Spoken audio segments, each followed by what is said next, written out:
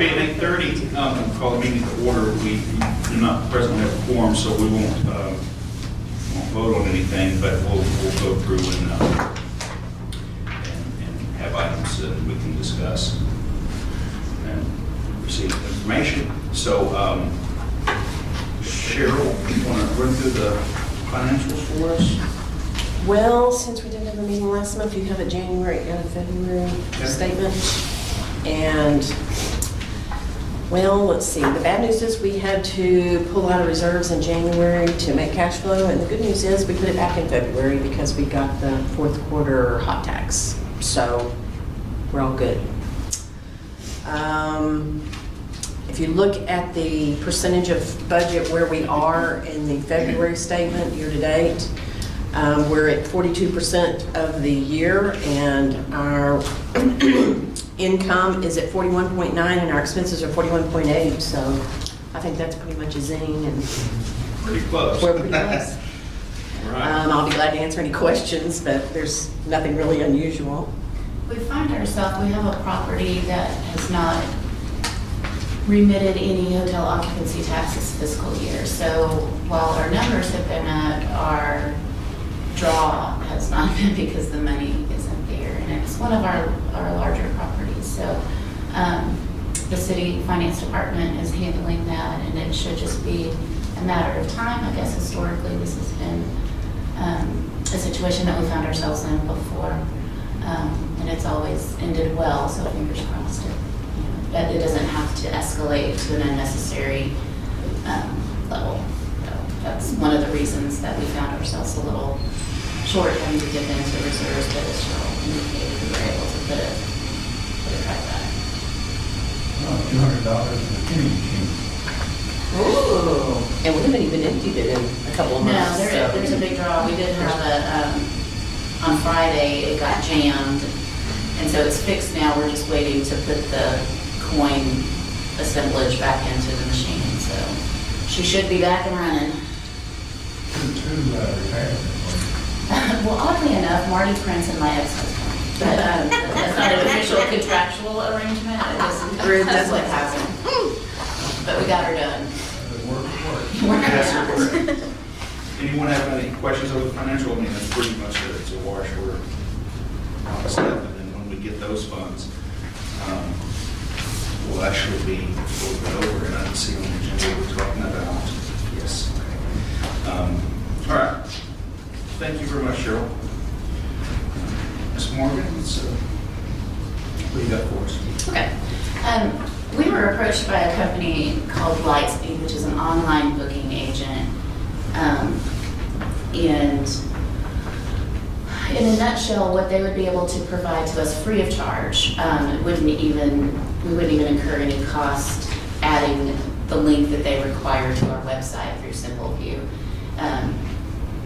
We would be able to package deals. So they work two ends of the deal. So they work with destinations and CVBs to create this online booking agent. So people could go directly to our website, click on a link, still think that they're not on our website, but go and be able to book their hotel or buy tickets that are available online just in one easy place.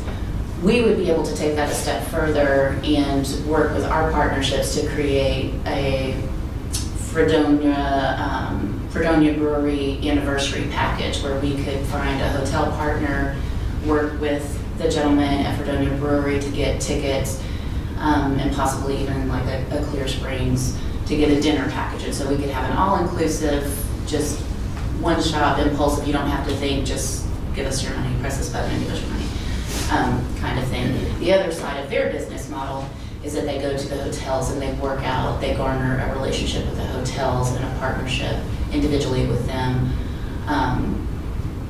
to work out being able to offer that booking as well from that end. I sat through a demonstration, I've looked at their numbers, they are vetted through TACVB, and there's a few other destinations that are using their services. Online booking agents aren't anything new. Typically they come at a great cost, and we're talking like $7,000 to $8,000 a year. It's not how I personally book my travel, but industry trends are indicating that more and more we're moving towards an impulsive type of, oh, we've got this weekend off, where can we go? And so this would fit into that business model. And again, it cost us nothing. If we decide that it doesn't work for us at any time, we can back out. It's one of the benefits of partnering with somebody that's new and up and coming. They're trying to gain a foothold in the industry. So I just wanted to present it to you. I don't know that it requires an action necessarily, but in my professional opinion, it falls in line with our mission of positioning Nacogdoches as a destination. And it certainly would make it easier for our end user, the visitor. I do acknowledge that hoteliers might have a different experience or a different opinion on the matter. So I did want to bring it. What would be the downside for the? For us, I can't foresee any downside. To me, the only potential for a downside, I don't even know that is real or perceived, would be in their other partnership with the individual hotel properties. Because it wouldn't be mandatory. The hotels wouldn't have to participate if they didn't choose to. But if they didn't choose to, then we wouldn't be able to include them in our package. Do these kind of deals or options, do they have options like you can choose this package, or is it just we're offering this package? This is just their one service for us Okay. would be a clickable link. Okay. And then we would have the option to look at the hotel properties that have partnered with them. Okay. I see what you're saying. And then we would be able to create and curate those package deals as we saw fit. Or we wouldn't have to do that, and people could still just come to our website, and that would just be another service of our website would be, oh, I can also book my stay while I'm here. And if people still wanted to do zip-nap or do a tasting, or they could still do that a la carte if they wanted to. But if they were looking for an easy, let's do this and get on the road and go, they could do that as well. Yeah, from a CVB standpoint, anything makes it easier for a guest, a potential visitor, to book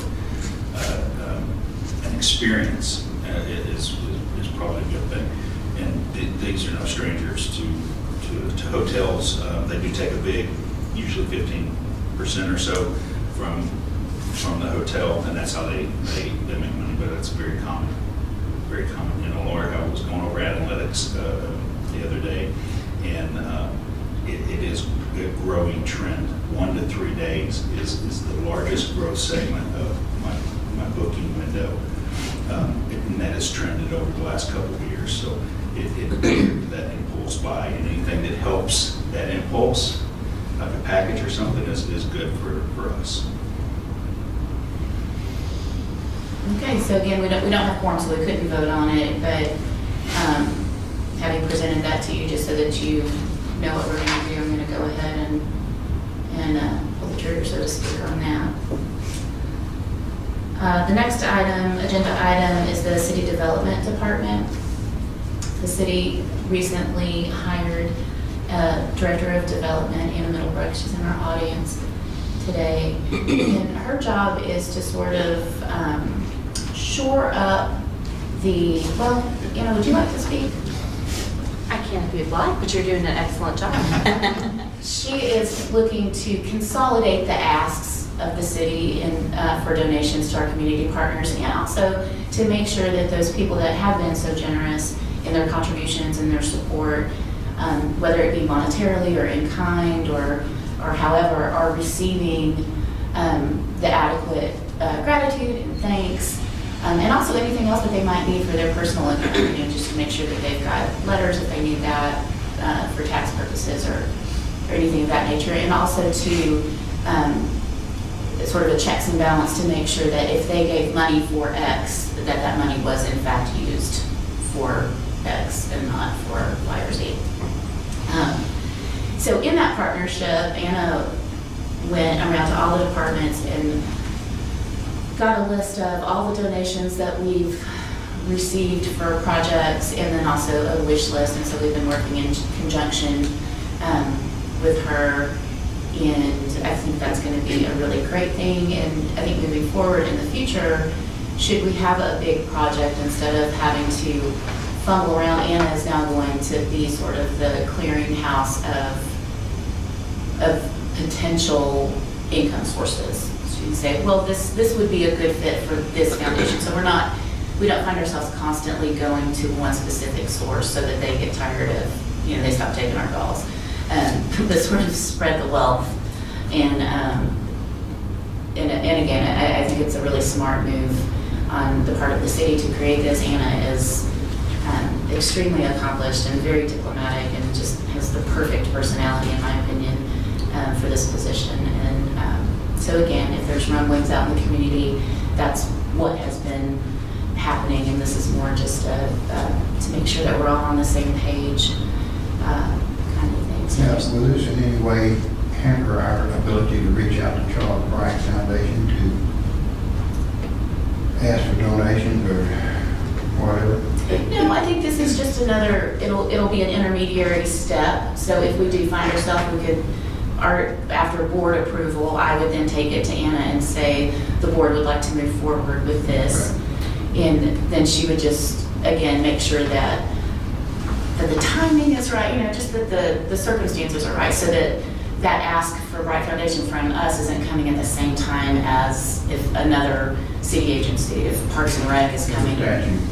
Yes. So it's great because there's so many great thinkers in the different departments. So Anna is like she's the conductor of all of that, just to make sure that things happen in the right time and with the right tone, and something consistent with meeting our needs, but then also fulfilling the needs of the donors that we have in the community, and also spreading awareness that there are opportunities to give. There might be some people out there that would love to give, but they're concerned that the money would be used for the right reason, or they have very specific, I want to give this money, this is an important, flowers are important, so I really want camellias on the west side. I would like to give money specifically for that. And they don't know who to go to.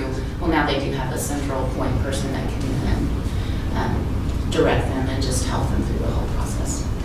And it creates a 360-degree process, instead of Joanna having to take time out to go find sponsors, which is taking her away from doing sales. I think it's a great thing. Do you have anything that you would like to add that I missed? You did a great job explaining it.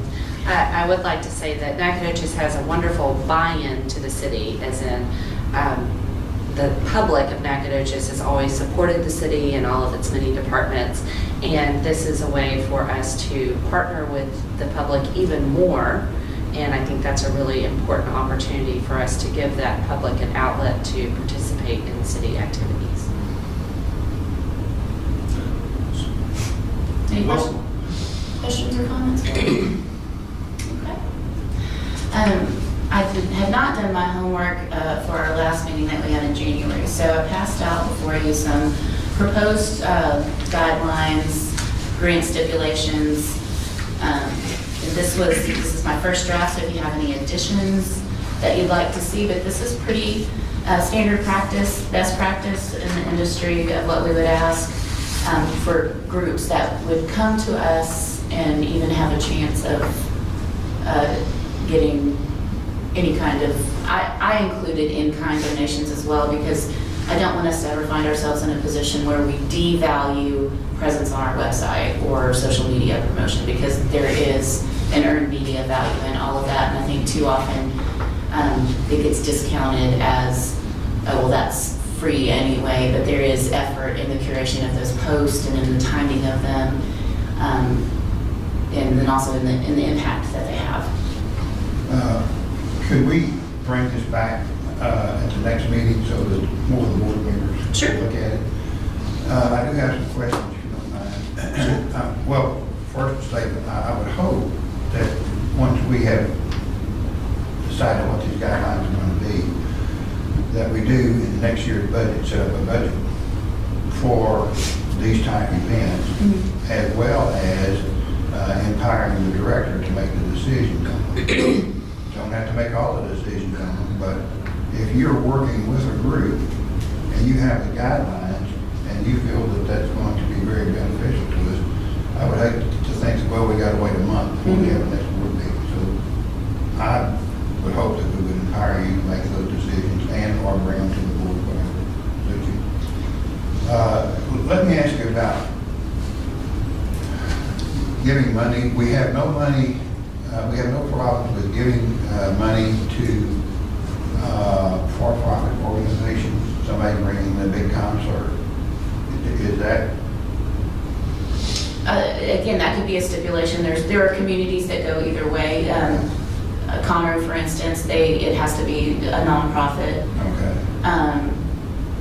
What about with state funds or city funds, religious groups and those sort of things? They would fall under nonprofit.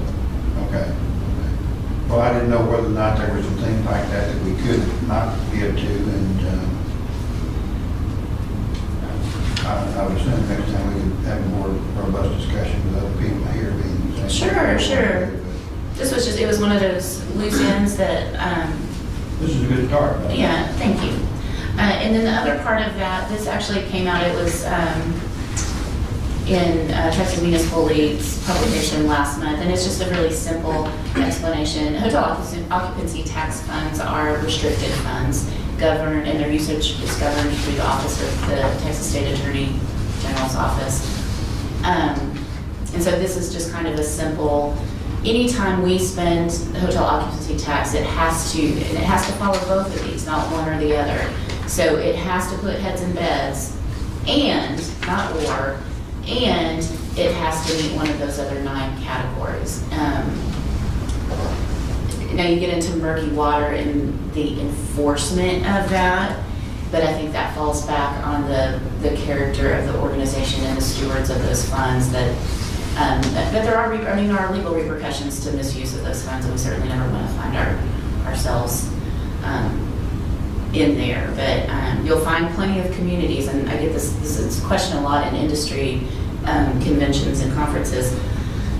It specifically says hot tax can't be used to fund fireworks, but there are, more often than not, you're going to find communities that do use the hot tax for that, and spend a lot of city attorney hours trying to find the loopholes to try and make things fit. And anyway, so I included that explanation in this, but we will table this until the next meeting so that we can have a more robust discussion, Dr. Jackson. They kind of go hand in hand. And then lastly, effective March 1st, the city started the collection of hotel occupancy tax from short-term rentals. So that includes Airbnbs, VRBOs, turnkey, whether it's a room or whether it's an entire house. Technically, legally, we are entitled to back taxes on those properties. But as a courtesy, the city decided to not enforce that part, but just say, okay, well, effective March 1st, and we sent letters out to those property owners that we could find. The hitch in the giddy up is these properties all are paying their state hotel occupancy tax. Airbnb is the largest site out of all of those, and in their negotiations with the comptroller's office to negotiate how they're going to pay that for their property owners that are renting via them, was it would be done anonymously.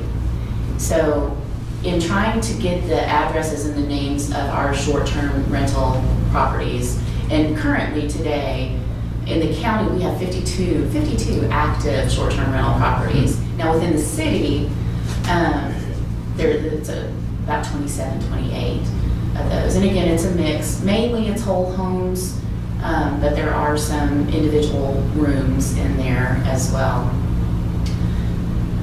So we don't just have an address list of those, but we did the best that we could.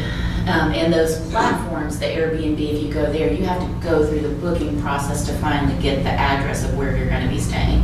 I'll show you a pretty picture. I'll give you a glorious written prose of the bluebirds in the background singing and feeding you breakfast in the morning, but in so much as where, and a general will be in the university area, will be in the garden area, but a street address and a mailing address in the name of somebody you can't find. So we did 2 open records requests. The city attorney Jefferson Davis and Jim Benson, the city secretary, drafted those, trying to get this information because in our minds, somebody is paying the state tax, so if we could just get that list. But that list doesn't exist because the largest provider of that information is able to do it under this seal of anonymity. So they're just writing a flat check up front.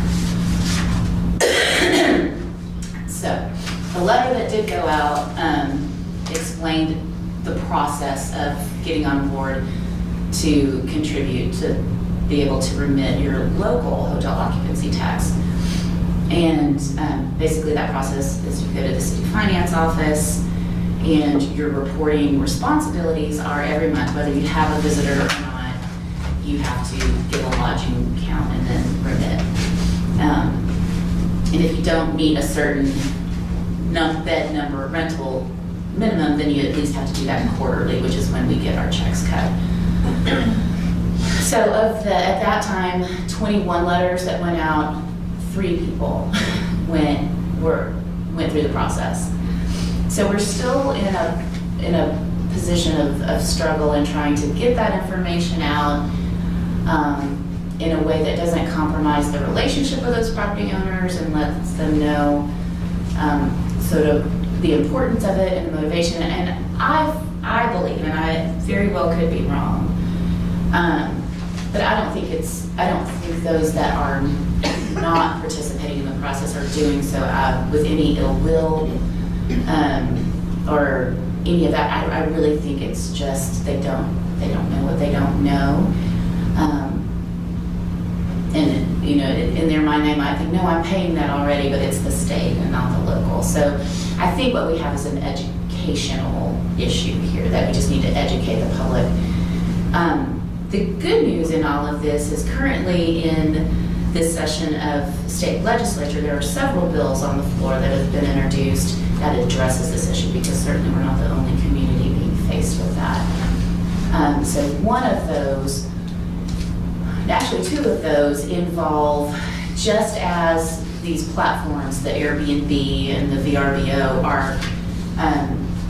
are paying in advance, or paying the state tax, they would do that locally too. So that eradicates our problem. We would get the money up front and just move on, and it wouldn't matter to us. And that also would address, it is a fluctuating market, so sometimes we've got 20 active rentals, sometimes we have 32, sometimes we have 52. So instead of us constantly having to chase down anybody that, on Thursday night decided, Bob, we just cleared out that room, let's rent it out. Well, we, aren't privy to Bob and Carol's discussion, so it becomes problematic. But we wouldn't be investing the energy in all of this if we didn't feel like there was going to be a huge return. And it is a big industry. It's not going anywhere. And there's also the matter of fairness. And I always hear my father's voice in the back of my head saying, well, sugar, life isn't fair. But in we have an opportunity here to level the playing field so that hotels and B&Bs and now these short-term rentals. Do you have any kind of guesstimate on state tax? What that might produce for us? Well, Airbnb, what was that number, Stephanie? You just read that article. The tax itself. What, they use that figure? Yeah. Yeah. I'll get that to you, Doctor. I would be making it up if I told you now, but I'll email that to you. You have Fredericksburg, so you remember when we pulled that out and we saw how much they had made in it? Mm-hmm. Yeah, was it a quarter to $330,000? I believe so. But they have over 300, Airbnbs. It moves the needle. It moves the needle substantially. And to me, the most important thing is that it does level the playing field with all of these lodging partners. You did say that there are some proposals in the legislature. There's at least 2 that specifically address short-term rental, local hot tax remittance. And there's others that are on the floor that address, there's a lot of communities that just don't want them in their community at all. So there's a lot of legislation addressing that, which that isn't our issue. We welcome them. So if that passes, it would come into effect in September. But until then, from now until September 1, if that passes, we've already got a second letter drafted that's going to go out through the city, and we're just going to hold hands until we get to a point that's comfortable with us. And I haven't had that discussion with Mr. Jeffers to see if we're going to start, if we're going to use that March 1 to start collecting so somebody doesn't sign on until June, if we're going to bother with doing back taxes to that March 1 date, or if we're just going to take people where they come out. So I don't know the answers to those questions. I just know that we're sort of in for a penny, in for a pound right now in this process, and we're going to see it through one way or the other. The other interesting bill, and then I'll be quiet, that's on the floor is, right now we are only concerned with those lodging partners that are within the city limits, and there is one bill on the floor that addresses expanding that to the county. And if we were to do that, we would benefit from that as well, because most of our B&Bs aren't necessarily city-owned, but they are in the county. So. All right, well, thank you. Thank you very much. So certainly let's see where we're going with it. All right, we'll go to staff report. Stephanie.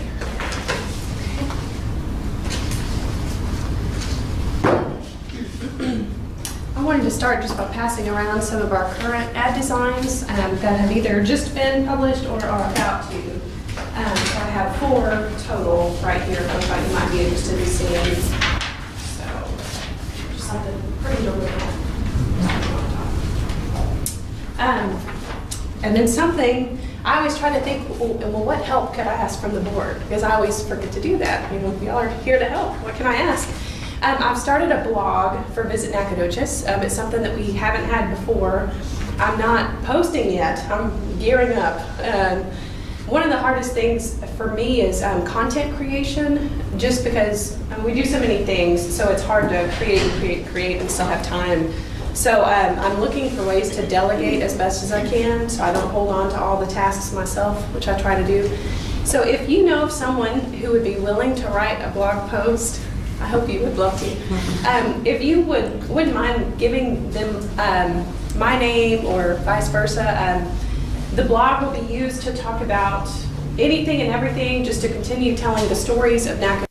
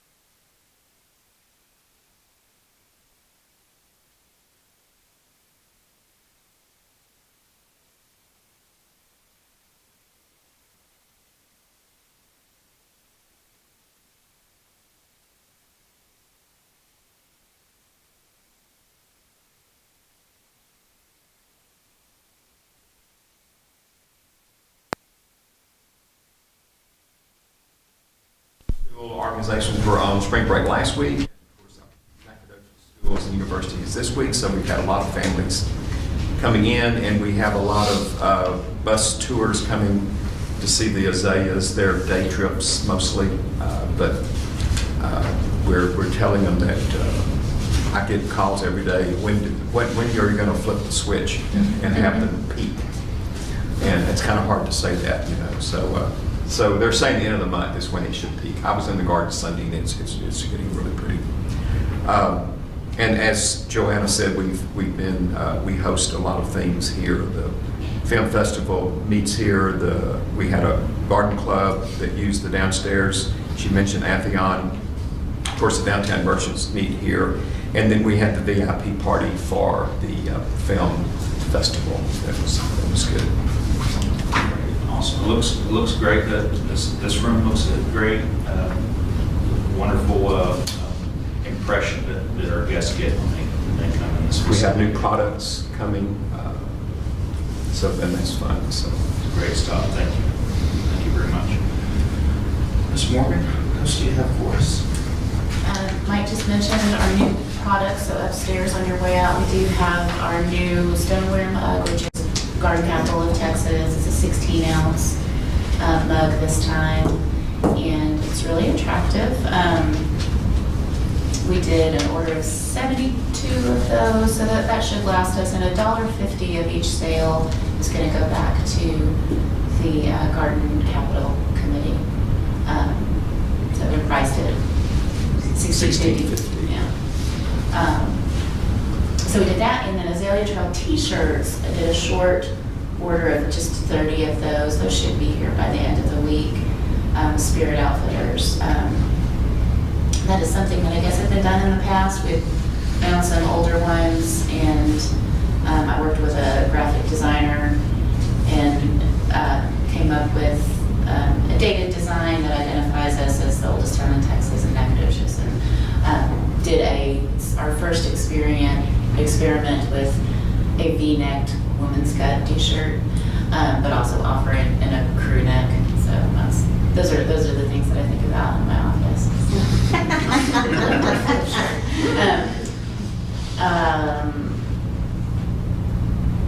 Marty Prince with the Forest Trail is now in place down here, and that has worked out to be really a great partnership as we anticipated.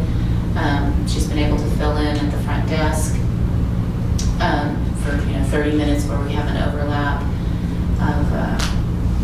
of commitments with the rest of the staff, and it just brings good energy down here. And as Joanna alluded to, Marty is a vat of experience and information, and she's very willing to share that as well. So Very handy mechanical device as well. yes, who knew?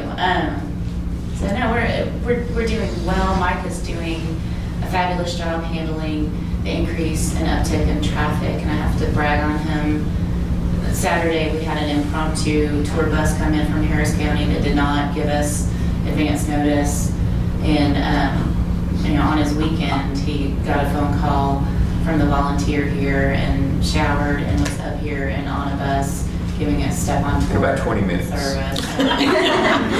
and even prior to that, we had a gentleman. One of the things that I've been working on as part of our marketing plan, and one of our metrics, is to increase our reviews on social media and TripAdvisor, and so I'm working right now on our TripAdvisor page, but are really encouraging groups and individuals that come through to leave a review on TripAdvisor, and I'm going back through there and responding to each one of the reviews that are left. And a gentleman came through with his family and had a really lovely experience, as most do with Mr. Bay. And he was not familiar with TripAdvisor, but he wrote a note and left his phone number so I could call just to verify the review. So no surprise to anybody in the room that Mike continues to be such a truly lovely and wonderful ambassador for us. So Mike, we appreciate you. We just can't give you the raise. Darn. We're gonna give you the title, though. Yeah, I'll take it. Yeah, I appreciate it. Thank you. Awesome. The little boy wrote that review, you remember? Yeah, there was a little boy that picked up one of the cards for TripAdvisor that you can go online, and he wrote, "Good."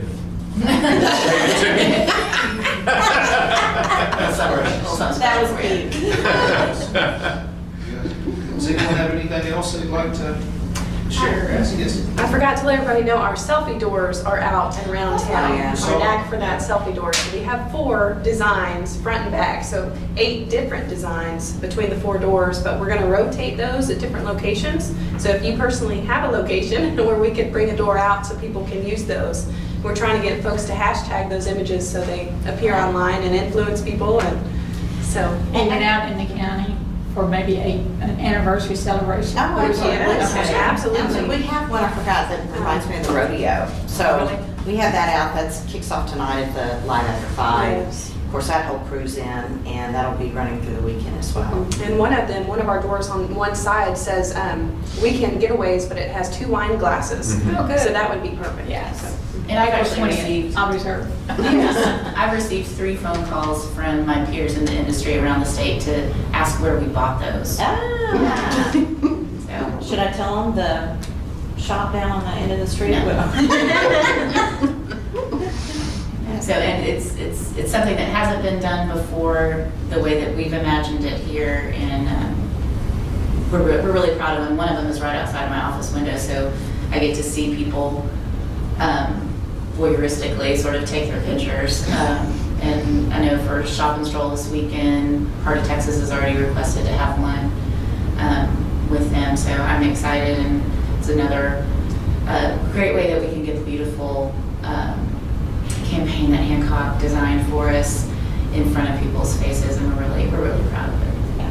Do you have a Charlie Belch's report for us? Charlie's doing great. He had a great birthday celebration on Valentine's Day. We had probably about 10 people stop by and bring some donations for the animal shelter on his behalf and just hang out with him. The news came out, and he has one international follower on social media that actually sent him, her handle is Puppy Nana, but she writes him every day.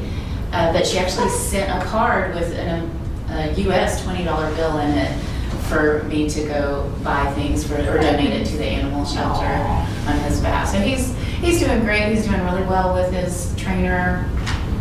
This weekend he's going to do it's a micro marathon that benefits the Mike Moses 8th graders that are trying to raise money to go to Mommy Japan.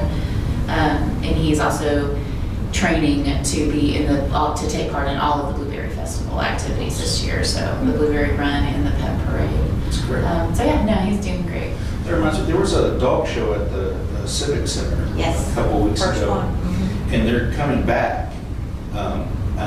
And I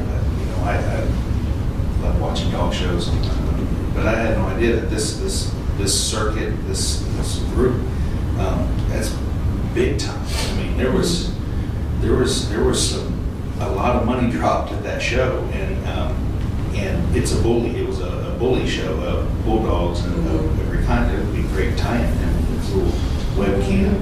Yeah. Go through or whatever, but that's great that we're having. I mean, that's another thing that, on the surface, I didn't think it would produce much revenue for the area, but it certainly did. So. Well, we're definitely getting an increase in requests from people just asking if we're pet friendly, so I think that we're becoming known for that more. Yeah, it's amazing, like, our intern and I, it was a challenge, trust me, but we were distributing the Vintage Market Day things down the street, but we took both our dogs, loaded down with posters and stuff, and one of the requests was, can I bring the dog in? There wasn't one person that said no. He didn't load the dogs down with posters, just to be clear. No. I had them holding the rat cards though in their mouth. Great. Man, it's very exciting. Oh, I know, one last thing. I'll be delivering our mid-year report at the April 16th City Council meeting. Okay. All right. So with that, how about April 17th? that Wednesday after, is that a good date for our next meeting? Do we want to go to the next week? Good? Sound good? All right, with that, April 17th, 8:30 here at the Charles Bright Visitor Center. Be our next meeting, and the meeting adjourned.